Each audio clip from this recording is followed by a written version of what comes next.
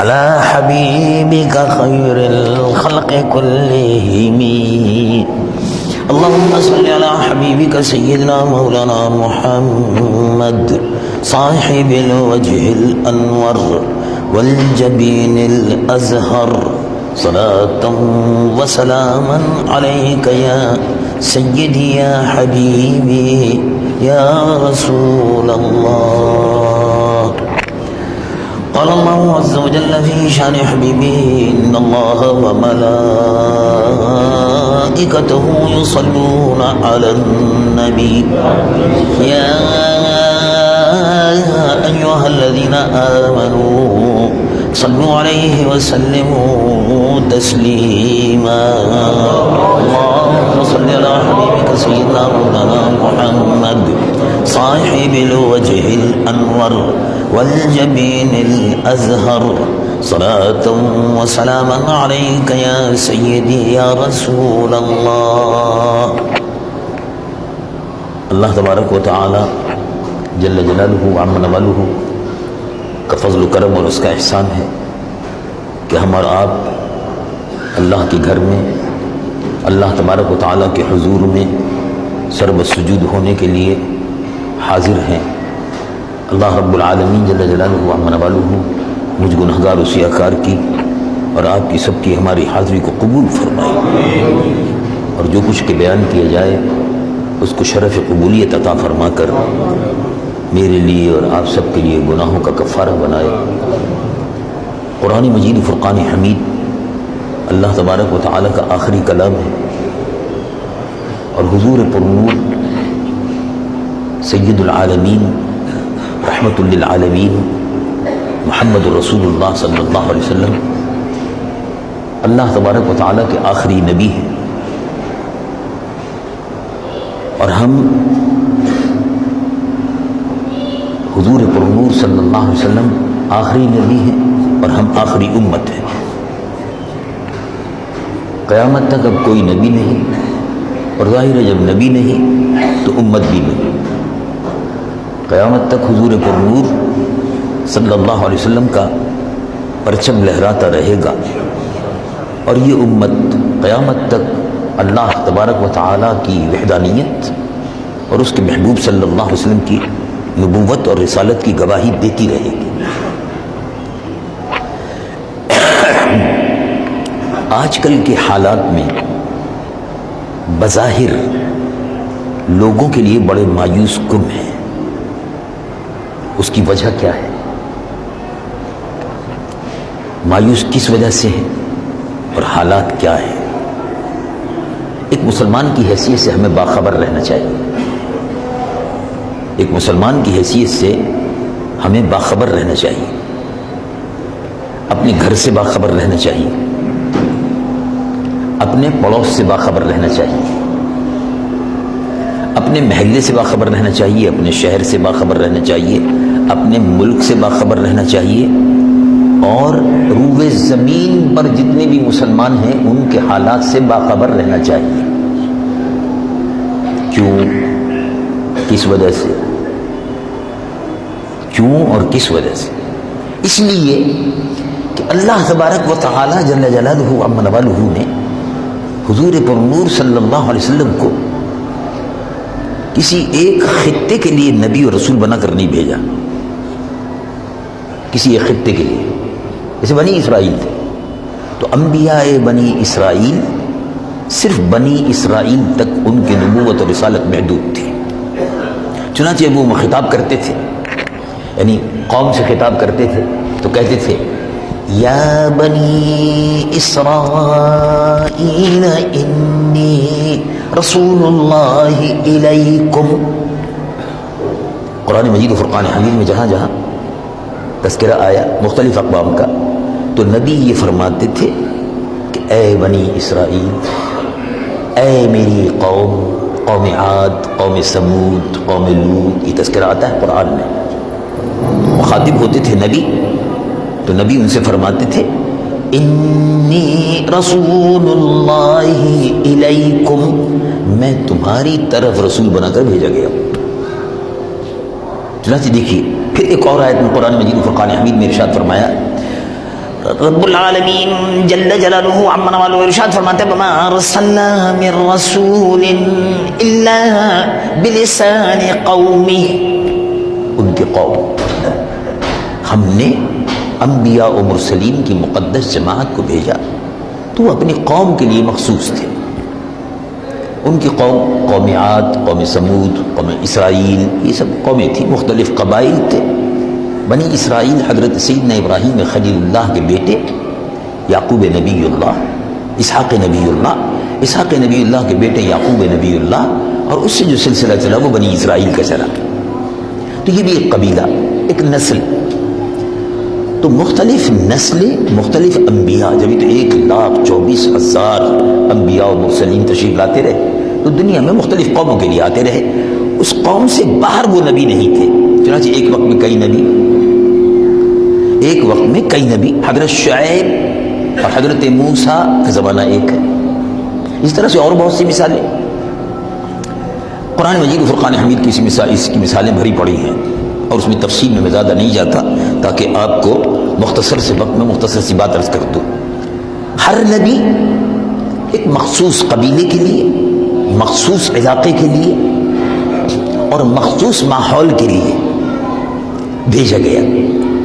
لیکن ہمارے نبی کی کیا خصوصیت ہے؟ رب العالمین جل جلالہ عما نوالہ ارشاد فرماتا ہے، رب العالمین جل جلالہ عما نوالہ ارشاد فرماتا ہے وما ارسلناک، نہیں بھیجا ہم نے آپ کو مگر، یعنی کسی قوم کے لیے نہیں بھیجا یا عربوں کے لیے، کسی قوم کے لیے نہیں بھیجا کہ قبطیوں کے لیے ہیں، قبطی ایک نسل تھی اس زمانے میں. ہم نے آپ کو صرف عربی بولنے والوں کے لیے نہیں بھیجا، لسان قوم، جو خاص زبان وہ قوم اور قبیلہ بولتی تھی اسی زبان میں اس پیغمبر کو بھیج دیا. تو عربی زبان بولنے والوں کے لیے نہیں بھیجا، عرب قبائل کے لیے نہیں بھیجا، عربوں کے خطے کے لیے نہیں بھیجا. ہم نے آپ کو کہاں کا نبی اور رسول بنایا ہے؟ آپ کی خصوصیت کیا ہے؟ رب العالمین جل جلالہ عما نوالہ ارشاد فرماتا ہے وما ارسلناک الا کافۃ للناس بشیرا ونذیرا. اے محبوب صلی اللہ علیہ وسلم، ہم نے آپ کو پوری دنیائے انسانیت کے لیے نبی اور رسول بنا کر بھیجا. یہ ہمارے حضور کی خصوصیت ہے کہ پورے عالم کے لیے، انسانیت کے لیے، کائنات کے لیے، قیامت تک جتنے انسان آتے رہیں گے ان سب کے لیے اللہ نے اپنے محبوب حضور پرنور محمد رسول اللہ صلی اللہ علیہ وسلم کو بھیجا. الا کافۃ للناس. پھر ارشاد فرمایا کہ نبی اور رسول تو بنا کر بھیجا مگر آپ کو رحمت والا رسول بنا کر بھیجا ہے. اور یہ رحمت جو ہے یہ کوئی ایک قبیلے کے لیے نہیں ہے کہ صرف عربوں کے لیے ہو، عربی بولنے والوں کے لیے ہو، غیر عربی بولنے والوں کے لیے ہو، ایران کے لیے ہو، افغانستان کے لیے ہو یا پاکستان کے لیے ہو. نہیں، رب العالمین جل جلالہ عما نوالہ ارشاد فرماتا ہے وما ارسلناک الا رحمتا للعالمین.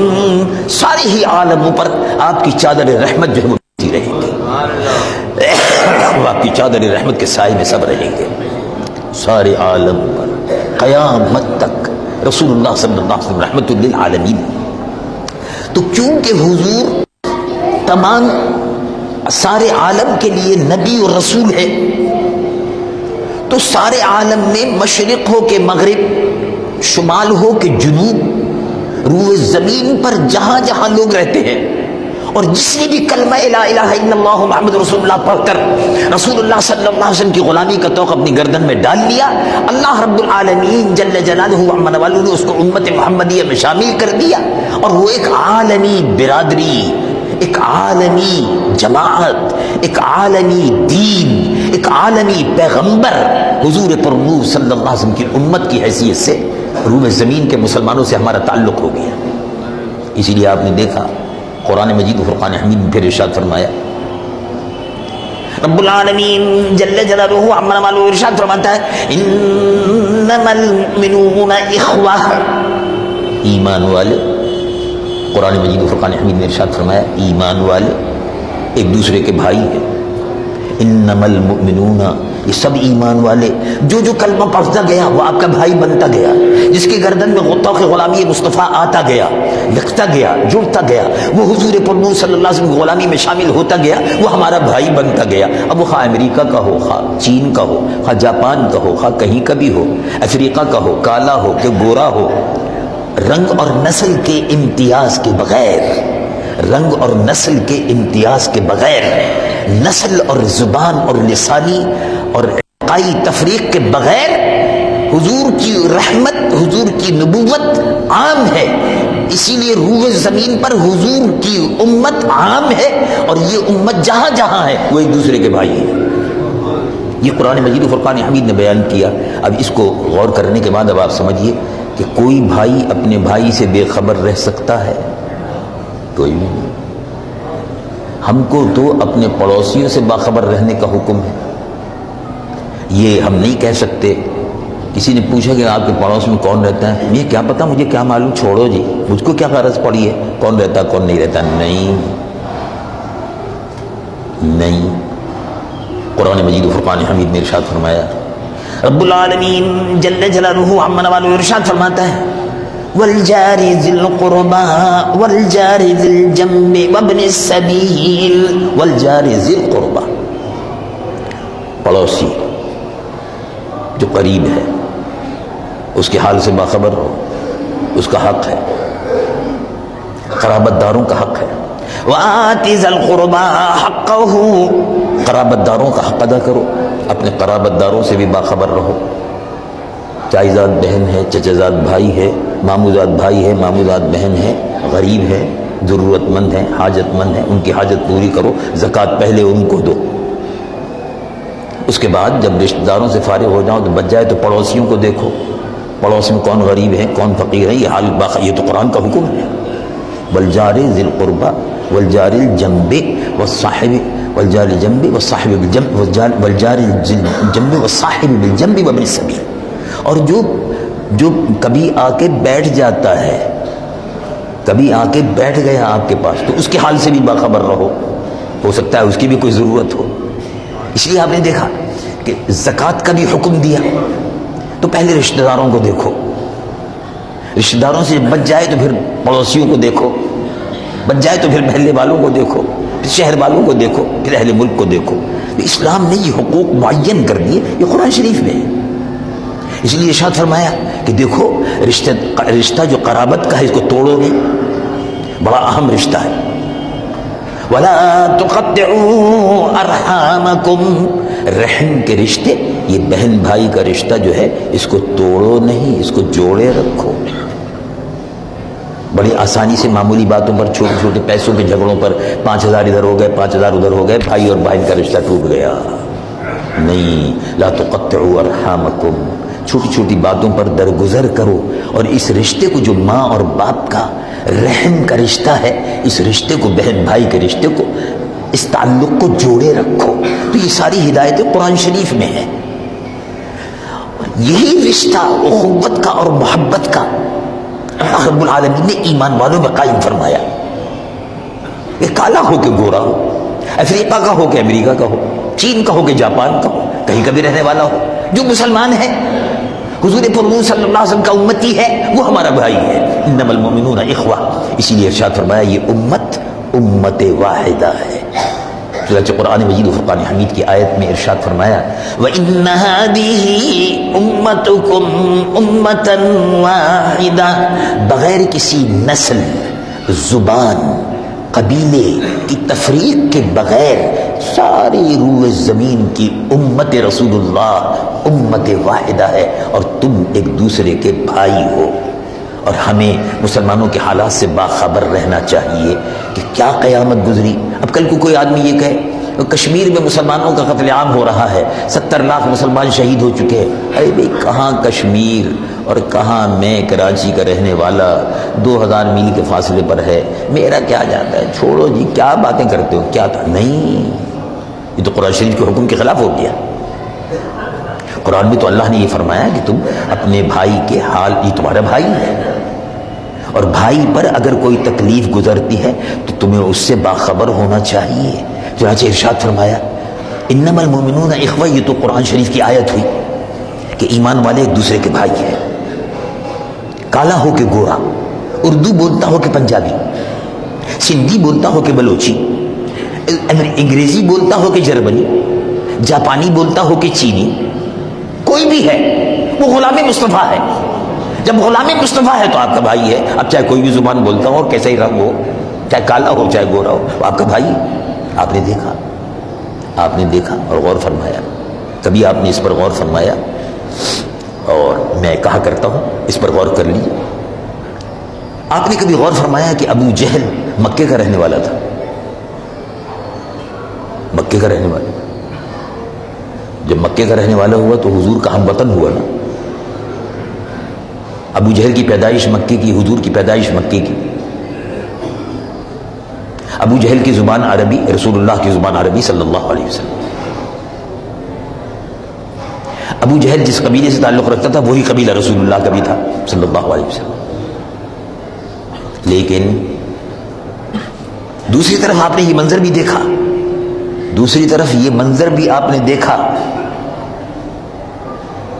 کہ ایک وہ شخص کہ جو عربی زبان، جس کی مادری زبان نہیں تھی، ابو جہل کا رنگ سرخ و سفید، ابو لہب کا رنگ بھی سرخ و سفید، اس لیے اس کو ابو لہب کہتے تھے۔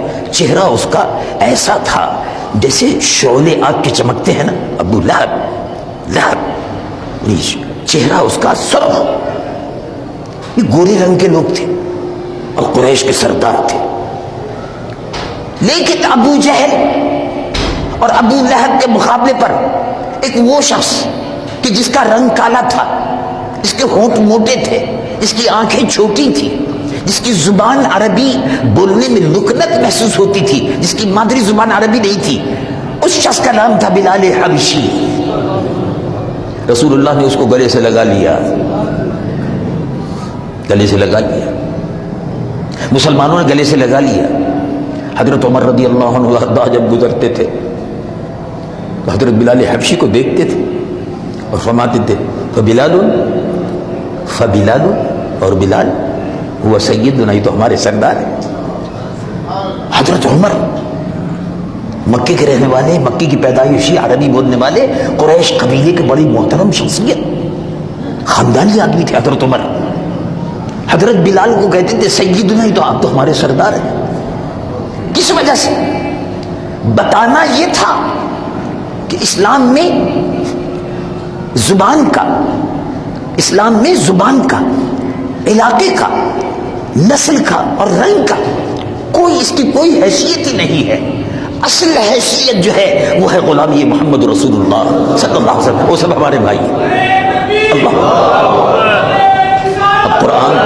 قرآن اور حدیث کی اس روشنی کو سمجھنے کے بعد اب آپ سوچیے، کشمیر کے مظلوم مسلمانوں پر مظالم ہو رہے ہیں، مسلمان خواتین کی عصمتیں لٹ رہی ہے، کشمیر میں مسلمانوں کو ذبح کر رہی ہے، بھارتی فوجیں پوری درندگی کے ساتھ مسلمانوں کو کاٹ رہی ہیں۔ کشمیر میں جو کچھ ہو رہا ہے اس پر ہمارا دل بے چین ہونا چاہیے۔ وہ مسلمان قرآن سے جاہل ہے، حدیث رسول اللہ سے غافل ہے، اس کو دین کی تمیز نہیں ہے، وہ بدبخت اور بدنصیب ہے جو قرآن کی تعلیم کو سمجھے بغیر یہ کہہ دے کشمیر سے میرا کیا تعلق ہے، مسلمانوں پہ کچھ ہو رہا ہوگا ہونے دو، میرا کیا؟ نہیں، قرآن کہتا ہے، رسول اللہ فرماتے ہیں، تمہارے بھائی ہیں، المؤمن للمؤمن مثل المؤمنین فی تبادہم وتراحمہم، حضور پرنور صلی اللہ علیہ وسلم نے ارشاد فرمایا ایمان والوں کی مثال ایک دوسرے کے ساتھ ایسی ہے، مثل المؤمنین فی تبادہم وتراحمہم، ایک دوسرے کے ساتھ محبت میں، ایک دوسرے کے ساتھ رحم دلی میں مسلمانوں کا آپس میں رشتہ ایسا ہے، کجسد واحد، کمثل جسد واحد، حضور پرنور صلی اللہ علیہ وسلم نے ارشاد فرمایا جیسے ایک جسم۔ ایمان والوں کا ایک دوسرے مسلمان سے رشتہ ایسا ہے کہ جیسے جسد واحد ایک جسم ہو، اذا اشتکا منہ عضو، اگر جسم کے کسی ایک حصے میں درد محسوس ہو تو سارا جسم درد محسوس کرتا ہے. اسی طرح کشمیر کا مسلمان ہو، چیچنیا کا مسلمان ہو، کوسووا کا مسلمان ہو، فلپین کا مسلمان ہو، برما کا مسلمان ہو، اس کو اگر کوئی تکلیف پہنچتی ہے تو مجھ کو حضور کے امتی کی حیثیت سے احساس ہونا چاہیے کہ میرے بھائی کو تکلیف پہنچ رہی ہے، اور میں اگر کوئی اس کی مدد کر سکتا ہوں تو مجھے مدد کرنی چاہیے. یہ میرے مذہبی فرائض میں سے ہے. اگر اس فرائض سے غفلت برتی تو اللہ کے یہاں بہت بڑی باز پرس ہوگی، اس لیے کہ قرآن کا حکم ہے. تو کشمیر کے مسلمانوں پر ظلم ہو رہا ہے. ہم یہ سمجھتے ہیں کہ 10 سال ہو گئے کشمیر کے مسلمان اپنی جد و جہد آزادی کر رہے ہیں لیکن کچھ ہو نہیں پاتا، چھوڑو جی. نہیں، آپ نے دیکھا کہ 10 سال سے مسلسل کشمیر کے مسلمان ہندوستان کی 7 لاکھ فوجوں کے مقابلے پر سینہ سپر ہیں. 7 لاکھ فوجوں کے مقابلے پر کشمیری مسلمان سینہ سپر ہیں. اور آپ نے یہ بھی دیکھا کہ 2000 مسلمان مجاہدین نے کارگل پر 40,000 بھارتی فوج کا راستہ روکے رکھا. یہ بھی دیکھا. تو میرے عزیز مایوسی کی کوئی بات نہیں ہے، مایوسی کی کوئی بات نہیں ہے. اس امت میں جب تک جذبہ جہاد موجود ہے یہ ناقابل تسخیر ہے. جذبہ جہاد ایمان کی علامت ہے. اسی لیے رسول اللہ نے فرمایا جس مسلمان کے دل میں جہاد کی آرزو نہ ہو، جس مسلمان کے دل میں جہاد کی آرزو نہ ہو اور شہادت کی موت کی تمنا نہ ہو، جب وہ مرتا ہے تو منافق کی موت مرتا ہے. یہ حدیث مبارک ہے. آپ نے دیکھا حضرت عمر رضی اللہ عنہ وارضاہ کتنے عظیم المرتبہ صحابی تھے، لیکن کیا دعا فرماتے تھے. بخاری شریف میں حضرت عمر کی دعا منقول ہے. اکابر محدثین نے اس حدیث کو نقل فرمایا، اس روایت کو نقل فرمایا. حضرت عمر دعا فرماتے تھے اللہم، کیا عظیم المرتبہ صحابی تھے، تو جنتی تھے. حضور نے ان کو فرمایا اے عمر تم جنتی. تو جنت تو حضور کے گھر کی تھی، بانٹتے تھے. ابو بکر تم جنتی، عمر تم جنتی. 10 جن کو جنت کا مژدہ ملا. اپنے محبوب نواسے امام حسن کو کہا اور امام حسین کو فرمایا تم جنت کے نوجوانوں کے سردار ہو.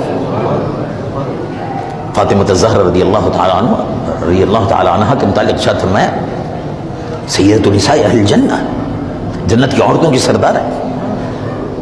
سیدہ شباب اہل الجنہ، جنت کے نوجوانوں کے سردار کون ہیں؟ کہا دیکھ لو، یہ جا رہے ہیں حسن اور یہ جا رہے ہیں حسین، یہ جنت کے نوجوانوں کے سردار ہیں.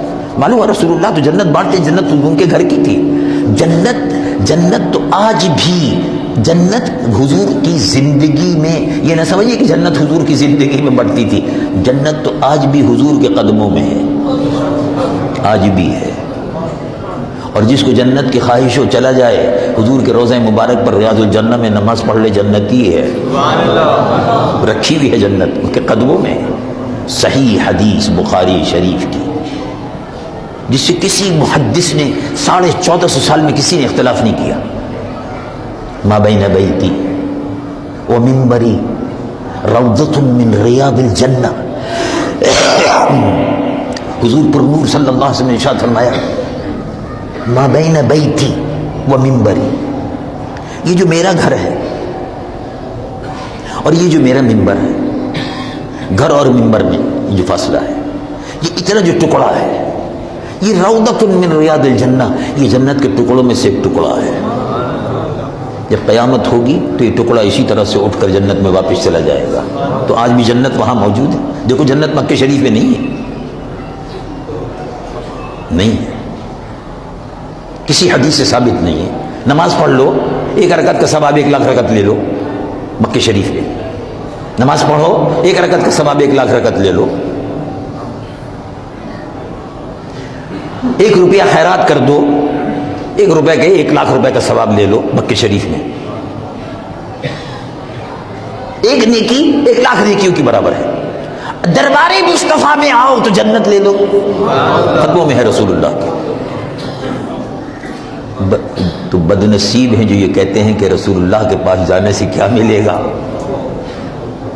بعض بدنصیب بدبخت ایسے بھی ہیں جو حج کر کے واپس چلے آتے ہیں, ان کو توفیق نہیں ہوتی. میں کہتا ہوں حضور ان کو بلاتے ہی نہیں. جب وہ جنتی نہیں ہے تو جنت میں جا کے کیا کریں گے؟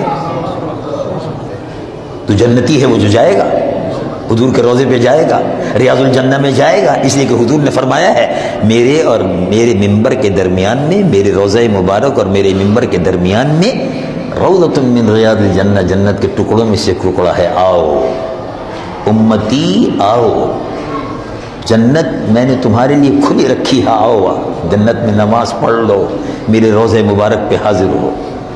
حضور پر نور سید العالمین محمد الرسول اللہ صلی اللہ علیہ وسلم کی یہ امت ہے, اس کو حال سے باخبر ہونا چاہیے اور اس امت کو جہاد کے لیے تیار رہنا چاہیے.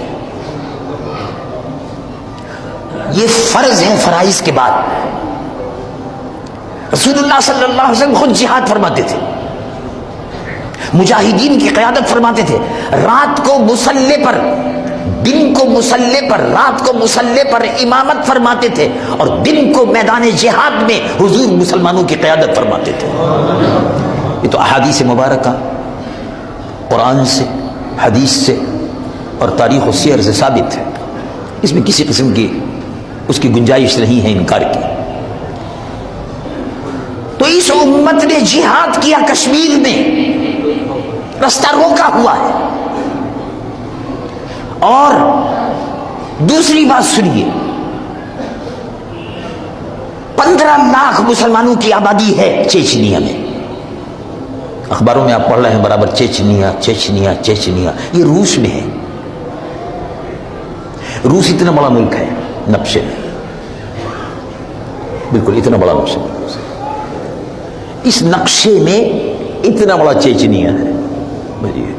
اب کتنا ہوگا؟ اتنے بڑے روس کے نقشے میں, جغرافیے میں اتنا چیچنیا ہے. تو اب اس سے آپ اندازہ لگا لیں کتنا چھوٹا سا ملک ہے, کتنا چھوٹا سا ملک ہے یہ. اس کی آبادی کیا ہے؟ 15 لاکھ مسلمانوں کی آبادی ہے. روس کی آبادی کیا ہے؟ 30 کروڑ. روس کی آبادی 30 کروڑ, چیچنیا کی آبادی 15 لاکھ.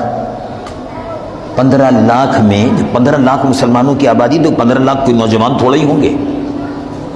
اس میں بوڑھے بھی ہیں, اس میں بچے بھی ہیں, اس میں مائیں اور بہنیں بھی ہیں, عزیز اور پیارے بچے بھی ہیں اور نوجوان بھی ہیں. 15 لاکھ میں کتنے نوجوان ہوں گے آپ حساب کتاب خود کر لیں. بوڑھے, ضعیف اور ناتواں اور مجبور مائیں اور بہنیں کتنی ہوں گی وہ اندازہ لگا نہیں. 15 لاکھ میں. سن 1994 میں روس نے چیچنیا کے مسلمانوں کے خلاف جنگ شروع کر دی. وہ کہا تم ہمارے محکوم ہو, تم نے ہماری بہت سی باتوں میں انکار کیا, تم نے کہا کہ ہم آزاد ہیں, یہ کیسے ہو سکتا ہے؟ حملہ کر دیا. تاریخ یہی ہے. سن 1994 میں روس نے حملہ کر دیا. 2 برس تک, شاید آپ میں سے بہت سے لوگوں کو یاد نہ رہا, اس زمانے میں بھی خبریں آتی تھی, 2 برس تک مسلسل مقابلہ ہوتا رہا. 15 لاکھ مسلمان, دنیا کی سپر پاور جس کے پاس 9000 ایٹمی بم موجود ہے, 9000 ایٹمی ڈیٹرنٹ, 9000 ایٹمی ڈیٹرنٹ, رشیا ایٹمی ہتھیار رشیا کے پاس ہے. جو ڈیفنس جرنل کی جو رپورٹ ہے, لندن سے نکلتا ہے ایک ڈیفنس جرنل.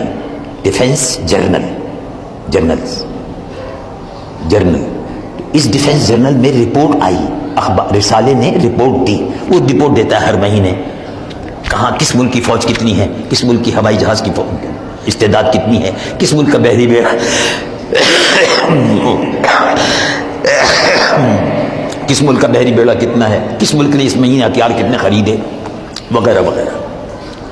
تو ایٹمی ڈیٹرنٹ 9000 ہے. اس وقت روس نے معاہدہ کر لیا. اچھا بھائی ٹھیک ہے, 2 برس تک روسیوں کی ناک جو ہے وہ رگڑتے رہے, تو روس نے معاہدہ کر لیا 96 میں معاہدہ ہو گیا، نہیں مجھے نہیں چاہیے. معاہدہ کر لیا، 96 میں معاہدہ کر لیا.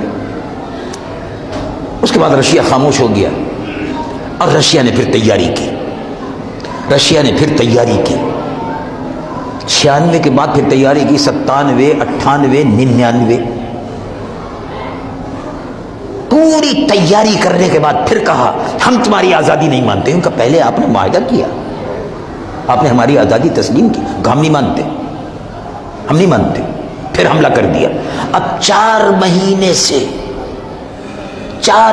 سے بے سر و سامانی کے عالم میں چیچنیا کے 15 لاکھ مسلمان کی بستی اور ملک 30 کروڑ روسیوں کا مقابلہ کر رہا ہے. دنیا حیران ہے کہ یہ کیسے مقابلہ کر رہے ہیں. لیکن اس میں حیرانی کی کوئی بات نہیں ہے. اس میں حیرانی کی میرے اور آپ کے لیے کوئی بات نہیں ہے، دنیا والوں کے لیے حیران کن بات ہے کہ دنیا کی ایک سپر پاور، دنیا کی وہ طاقت کہ جس کے پاس 9000 ایٹمی ڈیٹرنٹ ہے، یہ کیسے مقابلہ کر رہے ہیں. تو قرآن مجید و فرقان حمید ارشاد فرماتا ہے، رب العالمین جل جلالہ عم نوالہ، قرآن کی صداقت دیکھو، قرآن کی سچائی دیکھو، قرآن کی عظمت دیکھو، اور یہ دیکھو کہ یہ اللہ کا کلام ہے، ہر دور میں اس کی تصدیق ہوتی رہے گی، ہر دور میں. کیا فرماتا ہے رب العالمین جل جلالہ عم نوالہ؟ ارشاد فرماتا ہے، کم من فئۃ قلیلۃ غلبت فئۃ کثیرۃ باذن اللہ. تم دیکھو گے ایمان والو، فئۃ قلیلۃ، تھوڑی تعداد میں لوگ، غلبت فئۃ کثیرۃ، بہت بڑی طاقت اور قوت کے مقابلے پر ایمان کی قوت سے